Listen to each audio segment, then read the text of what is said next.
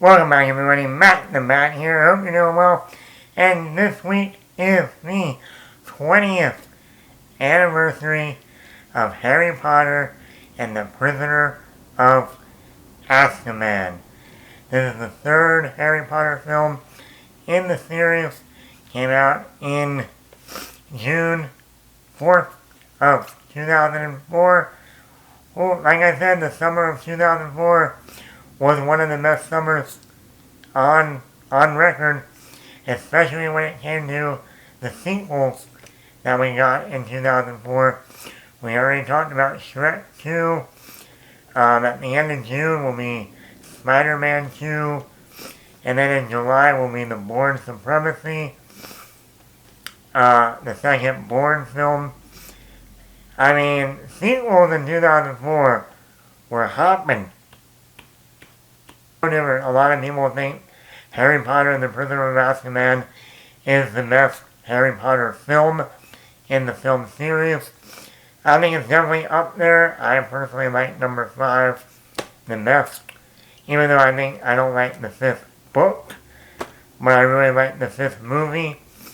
Other than that, it probably would be Prisoner of Azkaban. But let's get into it.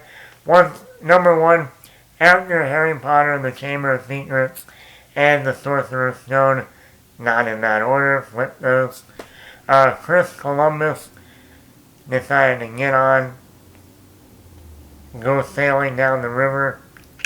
And Warner Brothers brought in a new director, and that was Alfonso Cuarón.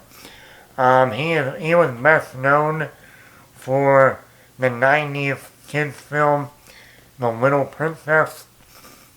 I remember watching that when I was a kid all the time. It was either The Little Princess or The Secret Garden. I always thought at one point in time that those movies were like the same, because they came out around the exact same time, and they were also very similar.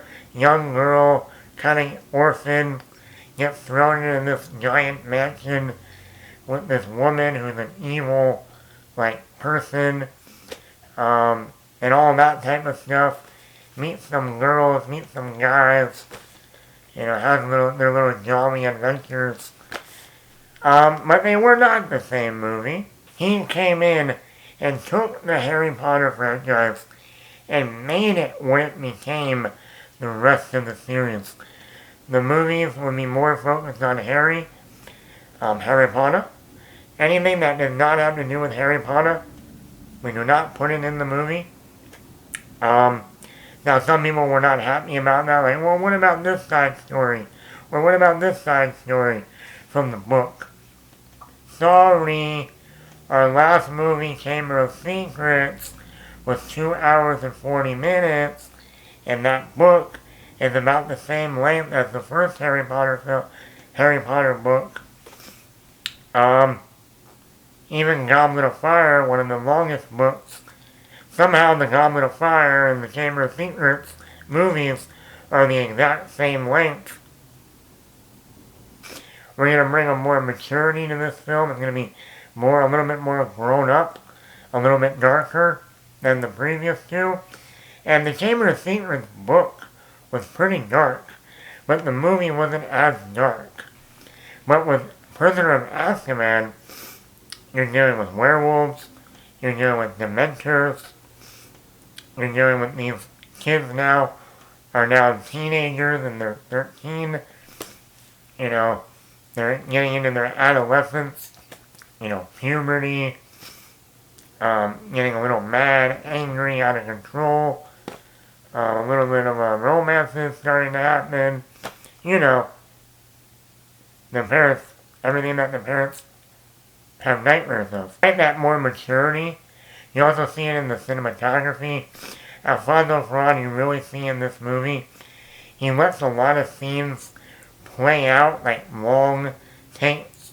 One of the biggest ones is the scene with Harry and Mr. Weasley, where he's talking about Sirius Black. That entire sequence is one long take, no cuts. And it's a brilliant scene well shot. It really shows that Daniel Radcliffe, especially, is getting better as an actor in this movie. Alfonso Cuarón really tested him, and you see that there's a lot of scenes in this movie where it's just Daniel Radcliffe and an adult actor, whether that's like Mr. Weasley or Sirius Black when they had their little moment, or there's a lot of scenes between him and Professor Lupin, and each of those scenes are great. We cut down on the action, we focus on character, whether it's a scene on the bridge with Lupin and Harry, whether it's them in the forest with Lupin and Harry, or when in the room with all the candles and they're practicing the Dementor Expecto Patronum. All those scenes are excellent. It shows that maturity in the movie. Like, we're gonna have these more quieter, character-driven moments. The cinematography, like I said, the look, the tone, the atmosphere, very dark. I mean, this movie had a lot of rain, a lot of clouds, snow, ice with the Dementors coming. It's very moody. Like a lot of the movie is a lot of dark colors. Yes, you still have your moments of colorful scenes, but the Quidditch match is all in the rain and clouds. Great looking. A lot of scenes with the Dementors just hanging out outside the castle. Great looking shots of them. I like how they used the Whomping Willow, the changing of the seasons. It was like its own little transition between one part of the movie to the next part of the movie. Also, the use of time.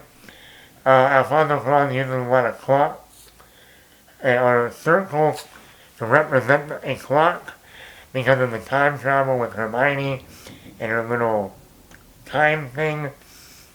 Like I said, the cinematography is very interesting. A lot of long takes, a lot of moody, dark, dreary shots.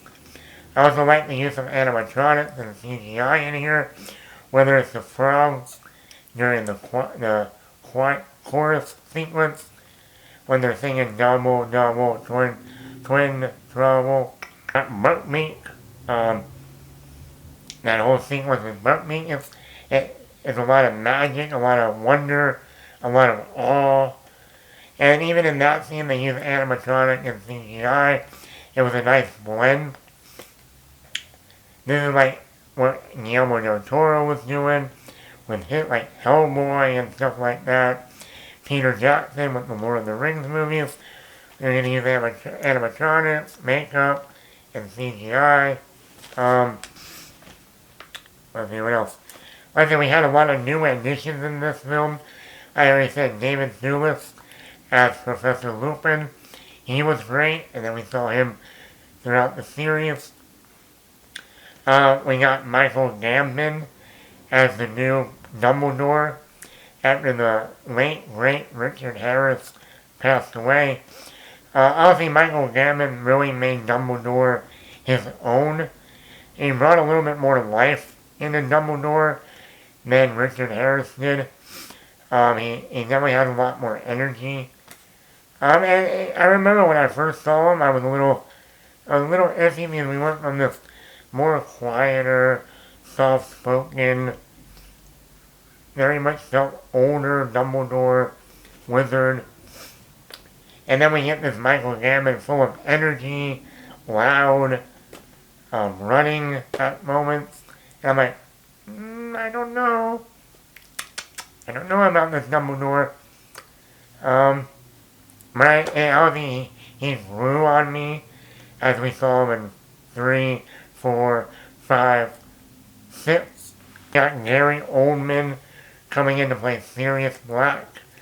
He doesn't have that much screen time, really not until the third act. But he makes it his own. He went from Harry Potter in 2004, being a part of this franchise. Then the next year, in 2005, joining Christopher Nolan's Batman Begins. as Commissioner Gordon. Hopefully you'll get the reference there. And, you know, he was great in the role. We also had Emma Thompson as the weird-looking professor, like Professor Trolley or something. Look into the mind. Oh, let me see. Oh, the Grim. Emma Thompson, she can do everything. You know, we got the score, the music in this film. Like, there's a very dark theme to it. Whether it's the Dementor's theme or the map, the Marauder's map. That had an interesting and memorable theme to it. It adapted this film from the book. Like we see in the last scene of this movie is Harry getting a new broomstick and flying off. That's not how the book ended. I think he got the new broomstick earlier in the book. You know, and I love how they took that scene that was earlier in the book and put it at the end of the movie. That's, once again, going from what you see in a book to what you see on screen. You gotta adapt it for your story. Time travel. This is a time travel movie. Hermione is time traveling throughout the entire film. And then we get to the third act where Harry and Hermione have to go back in time to fix certain things. And the way they use the time travel and all that, very much like Back to the Future Part 2, it worked. It worked on that level as a time travel movie. So overall, this movie had it brought the franchise to a new level.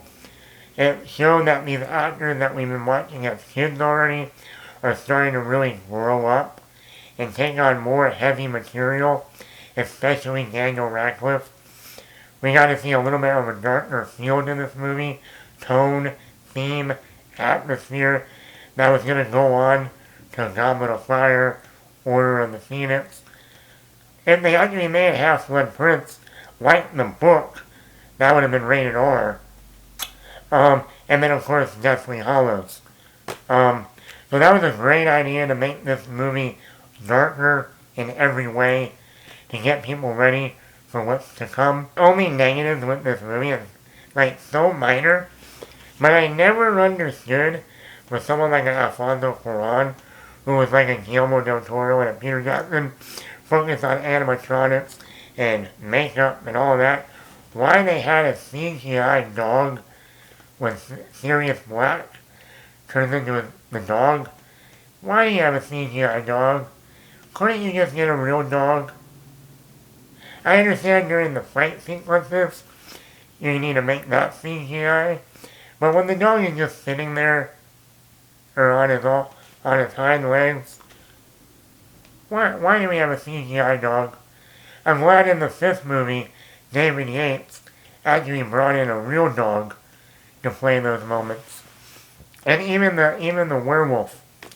I wish they made the werewolf more practical makeup, prosthetics, and all that, with a little bit of, even if they wanted to add some CGI to enhance some things. And that has always been like my one day, like, why do we have the dog CGI? Other than that, I think this is a great film. This is like one of the best Harry Potter movies in the franchise. It's like over 90-something%. It was a huge hit in 2004. So let me know in the comments below, are you a fan of Harry Potter and the Prisoner of Azkaban? Are you a fan of the Azkaban? Let me know in the comments below. Hit the like button. Hit the subscribe button. Is this one of your favorites? Let me know. Matt the Bat.